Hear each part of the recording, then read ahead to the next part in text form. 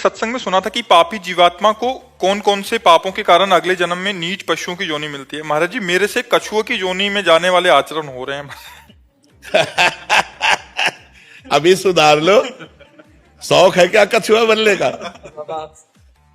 अब सुधार लो, अब सुधार लो। नाम जप करो और भगवान से क्षमा मांगो। भगवान सर्वलोक महेश्वर है। अहम त्वाम सर्व पापे मोक्षयिष्यामि मा शुचा। भगवान कह रहे मैं समस्त पापों से तुम्हें मुक्त करके पवित्र कर दूंगा। भगवान कहते हैं कोटि विप्र बद लागे जाहू आए शरण तजोने। बहुत करुणा में भगवान है, उनसे क्षमा मांगो, नाम जप करो, चिंतन मत करो कि मैं कछुआ ही बनूंगा तो कछुआ ही बनोगे भी है। नाम जप करो और भगवान से कैसे नष्ट? हाँ, नाम जप से। हाँ, नाम संकीर्तनम यस्य सर्व पाप प्रणाशनम। सब पापों को नष्ट करने के लिए भगवान का नाम गरज रहा है। 1 घंटा नाम संकीर्तन रोज किया करो। मंजीरा ले लो और एकांत में बैठ जाओ, 1 घंटा राधा राधा राधा राधा राधा। बिल्कुल कछुआ नहीं बनोगे, ठाकुर जी की कृपा पात्र बन जाओगे। ठीक है। हाँ। राहुल कुमार वर्मा जी, राधे राधे। राधे राधे। महाराज जी, इस शरीर को किडनी की गंभीर बीमारी है। महाराज जी, समय भी कम रह गया है, आपकी प्रेरणा से नाम जप कर रहा हूँ, परंतु मेरी एकमात्र चिंता है कि मेरे परिवार का और बच्चों का परिवरिश कैसे होगा। भगवान विश्वम्बर सबका भरण पोषण करते। नाम जप करो, हर श्वास नाम जप करो। क्या परेशानी किडनी में? क्रॉनिक किडनी डिजीज है, सीकेडी स्टेज। महाराज जी, आपका पॉलिसिस्ट है क्रॉनिक में। महाराज जी, जैसे कोई बीपी हाई से या किसी कारणवश जो किडनी खराब हो जाती है। Chronic disease. हाँ, कोई बात नहीं, चिंता मत कीजिए, नाम जप कीजिए और प्रसन्न रहिए। मृत्यु तो सबकी होनी है, एक दिन ही तो होनी है, 100 बार तो होनी नहीं। मृत्यु की चिंता नहीं है उसकी, बिल्कुल भी नहीं। लेकिन बस कभी कभी नाम जप में बेटी का ध्यान आ जाता है, बस उसी के लिए। शरीर का कोई नहीं, परिवार के लिए भी चिंता मत कीजिए। पूरे विश्व का भरण पोषण भगवान कर रहे हैं, तुम्हारे परिवार का भी भरण पोषण करेंगे। चिंता मत करो, भगवान सबका भरण पोषण, वो विश्वम्भर है, एक चींटी को भी भूखा नहीं रहने देता। वो सबका भरण पोषण करता है, वो परमात्मा है। बिल्कुल चिंता न करो, आनंदित रहो, नाम जप करो, प्रसन्न रहो। कबीर सिंह जी, राधे राधे गुरु जी। राधे राधे। महाराज जी, मैं नेत्र शल्य चिकित्सक हूँ। कभी कभी सर्जरी के दौरान पूरी सावधानी और निष्ठा के बावजूद कुछ ऐसी जटिलताएं उत्पन्न हो जाती हैं जो हमारे नियंत्रण से बाहर होती हैं। हाँ, जिससे रोगी को हानि पहुंचती है। हाँ, उसका कारण मरीज का पाप कर्म। उसके पाप कर्म के अनुसार उसको नेत्र सुख नहीं मिल रहा है, तो आप लाख उपाय कर लीजिए, नहीं बचेगा। डॉक्टर भगवान का पार्षद है, वो प्रयास कर सकता है, फाइनल नहीं। फाइनल तो परमात्मा के द्वारा होगा। अगर आपके द्वारा फाइनल होता तो कोई भी अंधा नहीं रह सकता था। अगर डॉक्टर के द्वारा फाइनल होता तो कोई मर नहीं सकता था।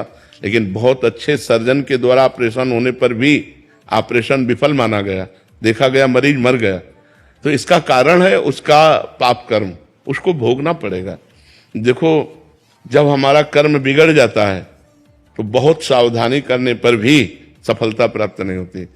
जो अवश्य में भोक्तव्यम कर्तव्यम कर्म शुभाशुभम, जो शरीर के भोग हैं तो भोगने पड़ेंगे ना। तो इसलिए आप बिल्कुल प्रसन्न रहिए, निश्चिंत रहिए। आप अपना प्रयास पूर्ण कीजिए, सफलता भगवान के हाथ में, उसके कर्म के अनुसार उसको मिलेगी। गजेरा किशन जी, सूरत। राधे राधे। महाराज जी, आप में कभी माँ की ममता नजर आती है तो कभी पिता की डांट, कभी मित्र की मित्रता, तो कभी गुरु की गुरु शिक्षा। तो महाराज जी, आप प्रेरक बनकर जिज्ञासाओं की पूर्ति करते हैं। महाराज जी, आप इतने सारे संबंधों का निर्वहन इतनी पूर्णता एक साथ हम भगवान करते हैं, ये सब भगवान करते हैं। निमित्त हमको बनाए हुए हैं, कर आप रहे, करें करावें आप सब, जने बढ़ाई दे, अपने दास की बड़ाई करवा रहे और कर आप रहे, वो सब भगवान कर रहे, हमारी सामर्थ्य नहीं। वो अमित रूपों में, अमित भावों से, अमित जीवों का कल्याण कर रहे हैं। और बात हो रही कि प्रेमानंद कर रहे हैं, हम तो कुछ नहीं कर रहे, वही सब कुछ कर रहे हैं। करें करावें आप सब, जने बढ़ाई दें, भगवान स्वयं करते हैं और अपने भक्त का यश फैलाते हैं। ये उनकी महिमा, ये उन्हीं का खेल है। महाराज जी, आपके चरणों में कोटि कोटि प्रणाम। महाराज जी, आपने त्राटक क्रिया में एक बिंदु पर ध्यान लगाने के लिए बताया था, उस पर नाम देखो, परंतु मैं जब जैसे ही बिंदु को देखती हूँ तो मेरी आंखें बंद हो जाती हैं और नाम अंदर ही अंदर चलता है, बट उस पर ध्यान केंद्रित नहीं। नहीं, त्राटक क्रिया के लिए थोड़ा ब्रह्मचर्य चाहिए। अगर ब्रह्मचर्य ठीक नहीं है तो फिर नेत्रों में वो पावर थोड़ी आता है। किसका प्रश्न है? हाँ, तो ब्रह्मचर्य ठीक कीजिए, उचित गृहस्थ धर्म का प्रयोग करे, ब्रह्मचर्य से रहे, तब ये यौगिक क्रिया होती है। यौगिक क्रिया है, ये त्राटक क्रिया है, बिल्कुल सिद्ध क्रिया है। अगर आप त्राटक क्रिया करते हैं तो आपकी एकाग्रता सिद्ध हो जाएगी। आप जो एकाग्रता करेंगे, जहां लगाना चाहेंगे, मंत्र में, रूप में, लीला में, चिंतन में, वहीं आपकी एकाग्रता लग जाएगी। अब आंखें कमजोर हो चुकी हैं, आपके अंदर ब्रह्मचर्य की कमी, इसलिए ऐसा है। ब्रह्मचर्य की पुष्टता से, अब जैसे नासाग्र ध्यान है, आप थोड़ी देर करो, आपका सर दर्द करने लगेगा। अगर आपका ब्रह्मचर्य ठीक है तो घंटों करते रहो, कोई परेशानी नहीं। तो जो यम, नियम, आसन, प्राणायाम, प्रत्याहार, धारणा, ध्यान, समाधि, ये अष्टांग योग के अंतर्गत आता है। तो ब्रह्मचर्य आदि तो यम नियम में अपने आप आ जाते हैं। तो ब्रह्मचर्य की आवश्यकता है। ब्रह्मचर्य थोड़ा संयम से रहो, फिर नेत्रों में वो ज्योति आ जाएगी, वो तेज आ जाएगा कि आप त्राटक कर सकते हैं। और त्राटक क्रिया तो जिधर आप लगाएंगे एकाग्रता उधर ही लगती जाएगी। मोनिका जी सूरत से। राधे राधे महाराज जी। महाराज जी आपके चरणों में दंडवत प्रणाम। महाराज जी, संत ऐसा क्यों होते हैं कि अपने कष्ट, शरीर की बीमारी एवं अपनी आवश्यकताओं को नजरअंदाज करके जीवों के कल्याण, सेवा एवं भगवत भजन के लिए कार्यरत रहते हैं? यही भगवान के भजन की महिमा है कि स्वार्थ बुद्धि नष्ट हो जाती है। जब परमार्थ बुद्धि जागृत होती है तो परहित की भावना आती है। हमारे शरीर से, हमारी वाणी से, हमारे मन से दूसरों का मंगल हो, स्वयं कष्ट सहकर दूसरों को सुख प्रदान करना, ये भक्तों का, संतों का स्वभाव बन जाता है। क्योंकि भगवान सब में विराजमान है, इसलिए वो सबको भगवत स्वरूप मानकर सबकी सेवा करते हैं। स्वार्थ बुद्धि नष्ट हो जाती है। संत, भगवंत, भक्तजन, ये सब परमार्थ स्वरूप है। तो स्वार्थ बुद्धि का नाश होने के कारण ऐसा होता है। नहीं तो संसार में अपने लिए सब कुछ किया जाता है और वो भजन भी दूसरों के लिए करते हैं। जो सच्चे संत हैं उनका जीवन दूसरों के लिए। सर्वे भवन्तु सुखिनः, सर्वे सन्तु निरामयः, सर्वे भद्राणि पश्यन्तु, माँ कश्चित् दुर्भाग भवेत्। सब सुखी रहें, सब निरोग रहें, किंचन मात्र किसी को भी दुख ना हो, ये संतों का स्वभाव बन जाता है। संतों का स्वभाव होता है परहित। स्वार्थ बुद्धि का नाश हो जाता है। ये भगवान की कृपा से होता है और भगवान के भजन से होता है। पिंकी यादव जी दिल्ली से।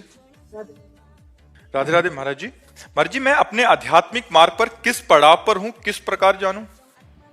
जब सत्संग करोगे तब। हम कितने योग्य विद्यार्थी हैं, ये जब क्लास लगेगा और टीचर बोलेगा तब पता चलेगा। तो ऐसे ही जब संत महापुरुष जन जो भगवान के सिद्धांत और भगवान के पारम पवित्र मार्ग की महिमा का वर्णन करते हैं, तब हमें पता चलता है कि हम किस जगह हैं, हमारी स्थिति कहाँ है। बिना संत संग के हमें पता ही नहीं चल पाएगा।